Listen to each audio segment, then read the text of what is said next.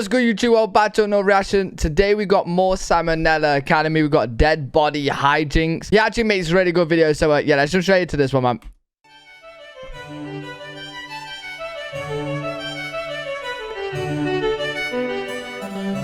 Hey kids, wait, whether you're a precocious young lad down by the swimming hole or a grizzled crime scene investigator, everybody's got some interest in dead bodies. Yes, from Weekend at Bernie's to Weekend at Bernie's 2 to Weekend at Bernie's 3 Revelations, stories about wayward corpses have certainly carved their niche in today's media. So, I thought I'd spin a few yarns about some real-life people who were kept out far past their expiration date. Our first tale follows one Elmer McCurdy. He was an outlaw during the twilight days of the Wild West. Thanks to his former life as a miner, McCurdy acted as the demolitions expert to his little posse, using nitroglycerin basically anytime he had the faintest excuse to do so. Except, he was kind of a moron, so it didn't usually go quite as planned. Gotta say, after peanut butter and chocolate, my favorite combination of two things is probably gross incompetence and high explosives. Example, in March of 1911, McCurdy's band of rabble-rousers found out that $4,000 were in a safe in an approaching train. They managed to stop the entire locomotive. I don't even know how you do that. Bro, you already know where this is going. He's gonna go on the train, he's gonna blow up the safe, and he's gonna blow it up when he's right there and just blow it. Break in, hold everyone on board hostage, and locate the safe. McCurdy steps up to plate, right? Gotta blast the thing open, except I guess the excitement kind of got to him, because he ended up using like way too much nitroglycerin, like inordinate amounts. Ended up completely destroying the safe and its contents, and what few silver coins they made out with were literally melted to the frame of the safe and had to be peeled off. Anyway, he died in a shootout with police later that year, and the undertaker at the funeral home he was sent to couldn't find any next of kin on account of McCurdy being a rambling low-life varmint, so he just embalmed the hell out of him and said, "Hey boys and girls,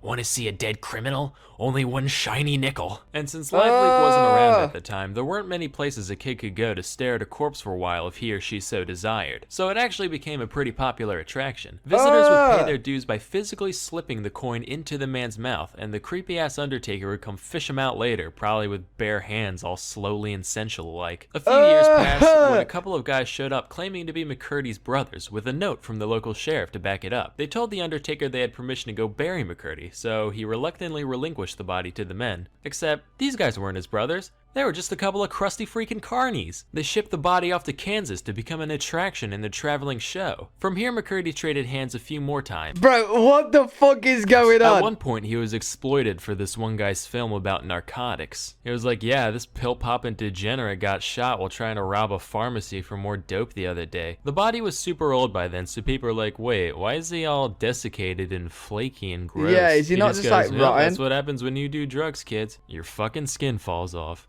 Stay above the influence. At some point in his journey, he ended up getting coated in wax and paint to look a little less rotty, before ending up in a warehouse in 1949. Here's the thing, he was in there alongside some actual wax figures, and after spending 19 years in storage, nobody knew he was a real corpse anymore, so he ended up getting sold in 1968 as a mannequin to one Spoony Singh, owner of the Hollywood Wax Museum. He tried to lend the guy out a couple times during his stay, but people found him too gross or unrealistic looking for whatever purposes they had in mind. So he ended up getting sold again and used as a prop of a hanged man at the Pike Amusement Zone in their Funhouse ride, with zero knowledge that he was an actual dead criminal. It wasn't until 1976, 65 years after his death, that an episode of The $6 Million Man was being filmed at the complex, and a stagehand tried to move the prop around, only to have its arm break off in his hand. He was like, ugh, lousy stiff. Wait a minute, that's curious. This mannequin's got human flesh and bones inside of it.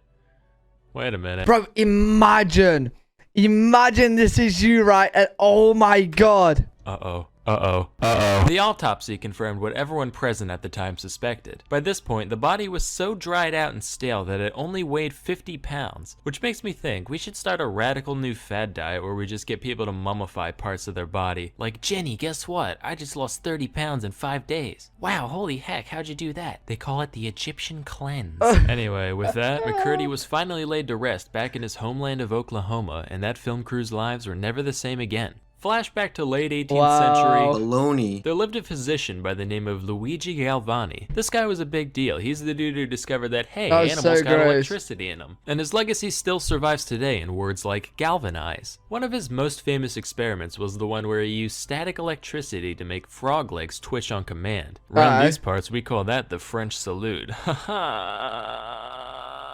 stereotypes funny. Well, in 1803, his nephew, Giovanni Aldini, said, hey, that's pretty nifty and all, but what if we tried it on people? So the city of London was like, hey, now you're thinking with portals. One freshly executed criminal coming up. Aldini gathered a crowd and applied 2 diodes to the corpse's head, causing his face to scrunch up and one eye to flick open. Aldini was a showman though, he wanted some real action, so he then put the current through opposite points in the body, which made the whole thing flail around like Pinocchio in heat. Now today we know he was just exciting the dead muscles, right? But the people who were watching had no idea what was going on. Yeah, so that'd they were be like, mad. Jesus Christ, this guy's a fucking necromancer. Quick, go get grandma, maybe we can get in the will after all. Fun fact, this experiment actually ended up serving as inspiration for Mary Shelley's Frankenstein, which makes me wonder what other famous novels were based on real life events. Was a white whale ever pursued by a vengeful sea captain? Was there actually a mentally handicapped migrant worker who liked hugging rabbits to death? Was there ever a human soul Oh my god, as profoundly asinine and willfully ignorant as Amelia Bedelia?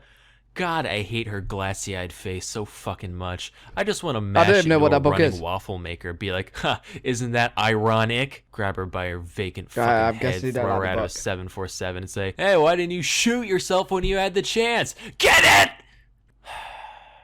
Anyway, one thing we learned today is the importance of reputability. And just as you wouldn't want some dirty carnies jacking that first one was mad. You certainly wouldn't want the same fate to befall your valuable online information. That's why you need to try Dashlane. Honestly, these videos are just amazing. Hopefully you guys did enjoy them. If you guys got any videos you want me to react to, link them down in the comment section below. If you enjoyed the video, make sure to leave a thumbs up, subscribe, and I'll see you all in the next video.